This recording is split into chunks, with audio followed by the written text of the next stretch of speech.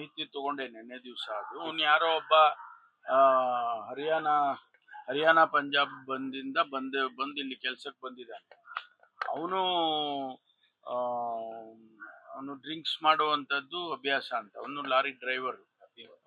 ಅವನು ಹಿಂದೆ ಇದೆಲ್ಲ ಪಂಜಾಬ್ನಲ್ಲಿ ಡ್ರಗ್ಸ್ ಏನೋ ಯಾವಾಗ್ಲೂ ತಗೊಂಡಿದ್ದ ಅಂತ ಹೇಳಿದ್ನಂತೆ. ಆಮೇಲೆ ಇದು ಯಾವ ಜೊಂಬಿನೂ ಇಲ್ಲ, ಏನಿಲ್ಲ.